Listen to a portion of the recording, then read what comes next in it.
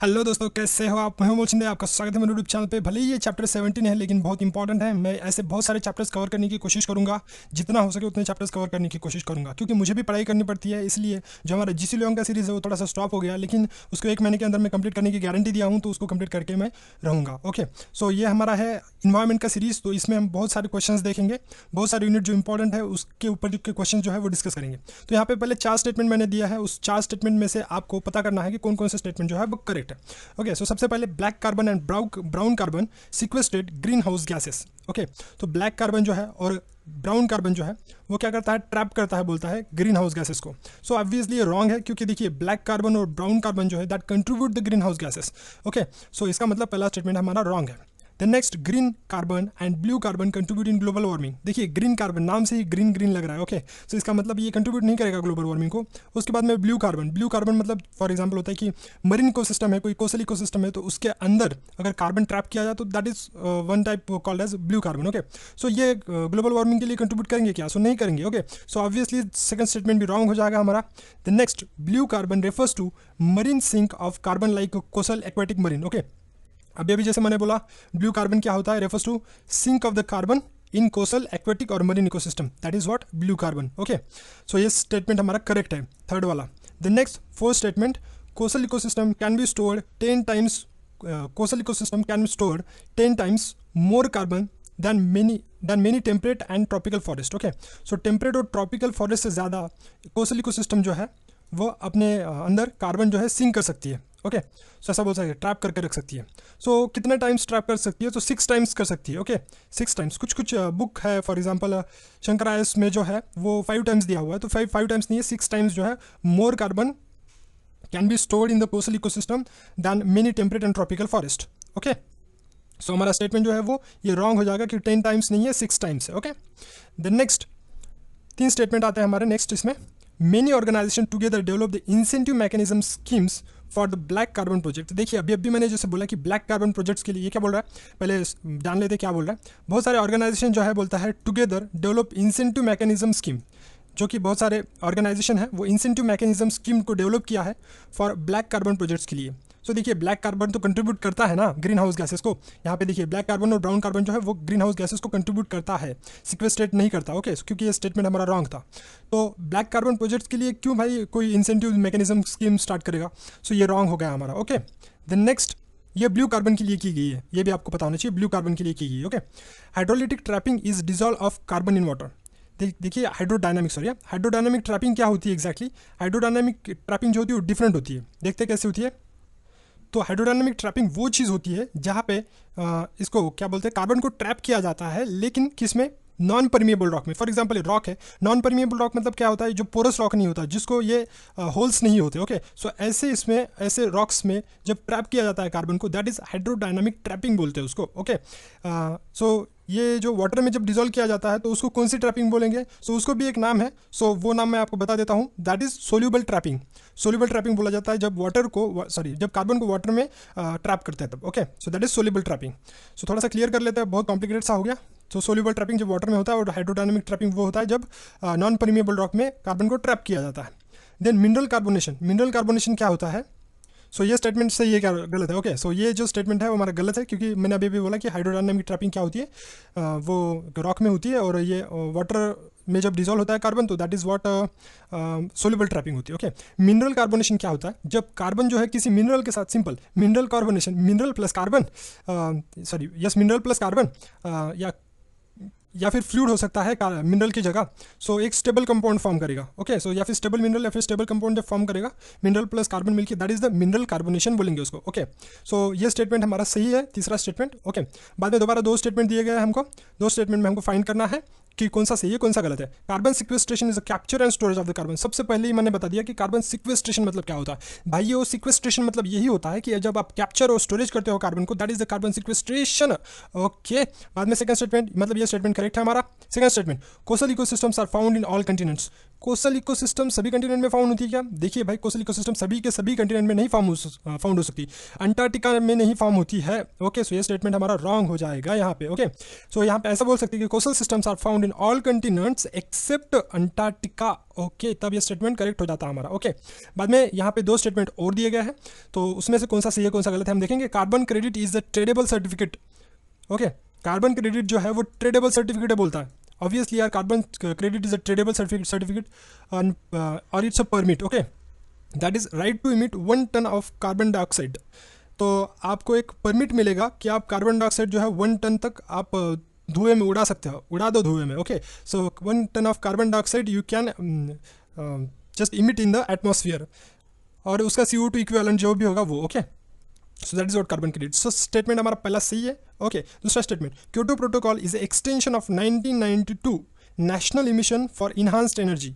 देखिए भाई, Kyoto protocol तो नेशनल है ही नहीं, सिंपल है, ये इंटरनेशनल है। ओके, सो क्योटो प्रोटोकॉल जो है is the extension of 1992।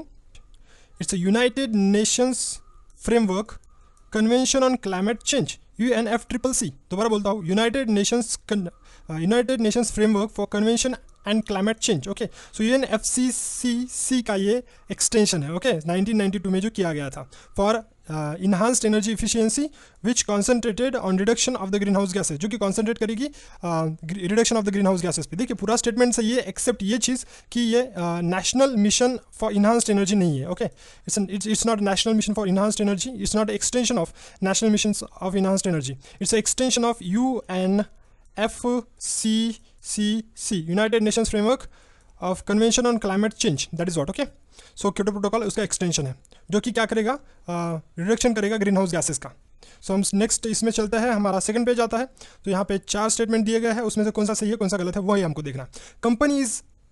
Company in developing country, अगर कंसिडर करते हैं कि कोई डेवलपिंग कंट्री में कोई कंपनी है, can transfer full carbon credit to the developing country. क्या वो फुल ट्रांसफर कर सकती है कार्बन क्रेडिट का डेवलपिंग कंट्री के किसी कंपनी को? रॉन्ग है। देखिए क्यों, क्योंकि वो फुल नहीं कर सकती। It's the company can transfer the portion of the carbon credit to the developing country, not a full. Okay, so पूरा फुल ट्रांसफर नहीं कर सकती कार्बन क्रेडिट को। ओके, सो ये स्टेटमेंट हमारा रॉन्ग हो जाएगा। Largest seller of carbon credit is USA, यार रॉन्ग है, ये चाइना है। ओके, सो फिलहाल अगर कोई कार्बन का सेलर को है लार्जेस्ट कार्बन क्रेडिट का, तो वो फिलहाल चाइना है। चाइना 70% मार्केट ग्रैब करके रखा हुआ है, पता नहीं कैसे। ओके, सो नेक्स्ट चलते हैं थर्ड स्टेटमेंट, कार्बन ऑफसेट। ये बहुत बड़ा स्टेटमेंट है, शायद सही होगा। ओके, देखते हैं। Carbon offset are the same as a carbon credit. Carbon offset जो है वो कार्बन क्रेडिट के जैसा ही है, सही है। कार्बन ऑफसेट भी ग्रीन हाउस गैस इमिशन जो होता है उसको कम करने के लिए लगाया है carbon offset. Okay, so same है, except carbon offset reduces the greenhouse gases at another location. देखिए कार्बन ऑफसेट क्या करेगा कि ग्रीन हाउस गैसेस को अनदर लोकेशन पे जो है वो रिड्यूस करेगा। किस तरीके से? जैसे कैसे करते खेत में। Okay, wind farms using wind energy का यूज़ करके विंड फार्मिंग की जाएगी एक तरीके से। ओके, इंस्टेड फॉसिल फ्यूल का यूज़ नहीं किया जाएगा, विंड से एनर्जी उत्पन्न की जाएगी और पानी जो है वो निकाला जाएगा फॉर एग्जांपल। सो इसका मतलब है कि आप फॉसिल फ्यूल का यूज़ नहीं कर रहे हो, इसका मतलब आप इमिशन नहीं कर रहे हो किसी चीज़ का। या फिर आप ऐसा कंसिडर कर सकते हैं कि अभी नरेंद्र मोदी जी ने हमारी जो सोलार पावर प्लांट लाया है बहुत बड़ा। ओके, सो भाई हर एक खेतों में शायद वो इम्प्लीमेंट होगा। ओके, सो इसका मतलब ये है, खेतों में हो गया या फिर अर्बन सिटीज़ में हो गया, वो डेवलप होने वाला है। तो इसका मतलब ये है कि वो बहुत सारा कार्बन इमिशन जो है वो कम करेंगे ऑब्वियसली। सो इसका मतलब है कि वो कार्बन क्रेडिट तैयार कर रहे हैं इंडिया में एक तरीके से। Okay, the next, they are quantified and sold in the metric tons of CO2 equivalent. Okay, so ये क्वान्टिफाई किए जाते हैं और सोल्ड किए जाते हैं मेट्रिक टन्स में। कौन से? Carbon offset. Okay, so statement पूरा का पूरा हमारे यहाँ पे सही है। The next, carbon offset is liable even if reduction in the greenhouse gases occurred with the carbon finance। तो देखिए यहाँ पे सीधा सीधा लिखा है। अब कार्बन फाइनेंस क्यों दिया जाता है भाई? कार्बन फाइनेंस इसीलिए दिया जाता है ताकि आप कार्बन का इमिशन जो है वो कम करो। ओके, सो फॉर एग्जांपल अगर हमको सोलर प्लांट लगाना है, हमारे पास उतने पैसे नहीं है जो कि हम फॉसिल फ्यूल में लगाते हैं। फॉर एग्जांपल फॉसिल फ्यूल में हमारे कुछ 5 करोड़ रुपए खर्च हो जाते हैं, तो सोलर अगर प्लांट लगाएंगे हम तो वहाँ पे हमारे कुछ 200 करोड़ रुपए खर्च हो जाएंगे। लेकिन ये लॉन्ग लिविंग रहेगा, वो चीज़ अलग है। लेकिन फिर भी 200 करोड़ रुपये तो जा रहे हैं, हमारे पास उतने पैसे है नहीं। तो क्या हो जाएगा, हमको एक कार्बन फाइनेंस मिलेगा। ओके, इंटरनेशनल इंस्टीट्यूशन से हमको एक कार्बन फाइनेंस मिलेगा अगर उसका यूज़ करते हैं फॉर एग्जाम्पल हम, और हम रिड्यूस करते हैं हमारे ग्रीन हाउस गैसेस को, तो क्या वो कार्बन ऑफसेट में क्रेडिबल रहेगा? सो कार्बन ऑफसेट में क्रेडिबल नहीं रहेगा। Okay, so carbon offset is not liable और not credible even if the reduction in the CHG occurred with the carbon finance. Okay, so ये स्टेटमेंट आपको समझ में आया होगा, नहीं समझ में आया होगा तो बुक तो जब पढ़ोगे आपको पता ही चल जाएगा। ओके, लेकिन एक बार जरूर बुक पढ़ना, मैं 100% श्योरिटी देता हूँ आपको कि ये जो यूनिट है आपका वो कंप्लीटली कवर अप हो जाएगा। यह यूनिट कौन सा है? Mitigation strategies, unit number 17। Okay, मेरे इसमें 17 है, आपके इसमें कौन सा होगा पता नहीं exactly. Okay, unit number 17 important. Carbon tax is based on amount of content of carbon in the fuel.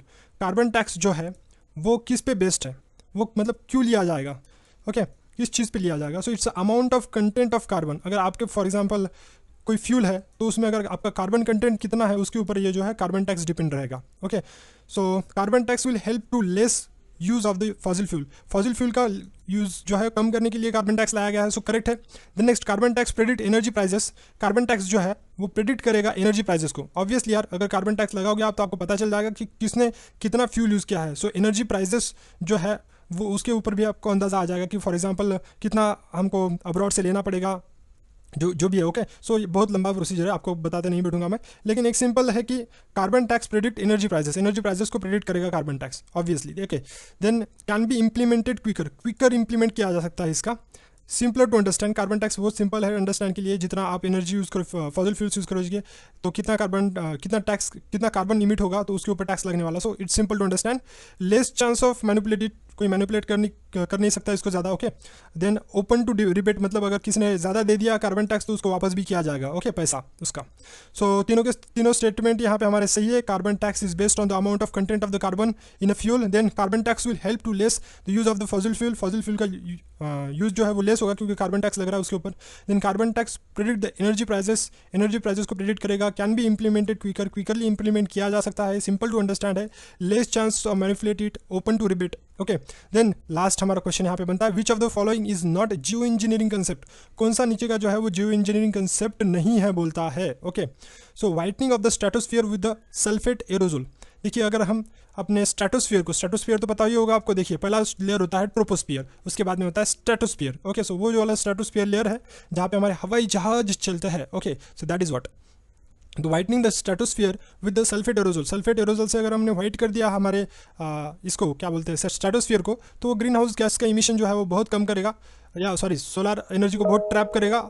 और सोलर एनर्जी के ट्रैप करने के कारण हमें जो है वो धूप कम लगेगी, ग्रीन हाउस गैसेस कम होंगे और हम अच्छे से हमारा गुजर बसर कर सकते हैं। Okay, so it's a whitening of the stratosphere with the sulphate aerosol. Then next, light umbrella use to give the shade from the sun. जो सन से जितनी भी धूप आ रही है उससे शेड मिलेगा हमको। शेड का स्पेलिंग पता नहीं एग्जैक्टली सही है या नहीं, लेकिन वॉट एवर। ओके, स्पेलिंग से हमको कोई लेना देना नहीं है यहाँ पे। So light umbrella use to give the shade from the sun, that is hosting parasol. Parasols का मतलब यही होता है कि अम्ब्रेला होती है एक जो कि हमको सन से शेड देगी। ओके, सो होस्टिंग पैराजोल, सो ये भी एक जियो इंजीनियरिंग का कंसेप्ट है। पहला जियो इंजीनियरिंग का कंसेप्ट है, दूसरा भी जियो इंजीनियरिंग का। कॉपी ऑफ वोल्केनो की कॉपी करने वाले हम, दैट इज क्योंकि वोल्केनो जो है बहुत सारा सल्फेट छोड़ता है। क्या छोड़ता है? सल्फेट छोड़ता है। तो injecting atmosphere with the carbon monoxide. देखिए, कार्बन मोनोऑक्साइड यहाँ पे रॉन्ग है, तो इसका मतलब यही स्टेटमेंट जो है हमारा वो आंसर हो जाएगा हमारा।